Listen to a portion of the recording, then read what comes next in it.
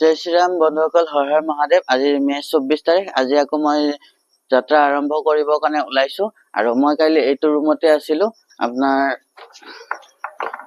মই গোটেই বেটেৰী বান্ধি মই ৰেডি, কিন্তু মই আকৌ ইয়াতে আহিব লাগিব, মোৰ কাপোৰ অলপমান আছে।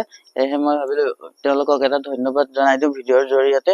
মাৰুতি টু হুইলৰ মেনেজাৰ আৰু সমূহ কৰ্মকৰ্তাক মোৰ ফালৰ পৰা বহুত বহুত ধন্যবাদ জনাইছো মোক থাকিবলৈ দিয়াৰ বাবে। বন্ধুসকল, মই ইয়াতে আপোনাৰ এইখিনিতে মই কালি সমাপ্ত কৰিছিলো আৰু মোৰ এটিয়ে চিহ্ন মই এনেকে এখন পতাকা পুতি থৈ যাওঁ আৰু এইখন পতাকা মই ওলালো আৰু ইয়াৰ পৰা মই যাত্ৰা আৰম্ভ কৰিম।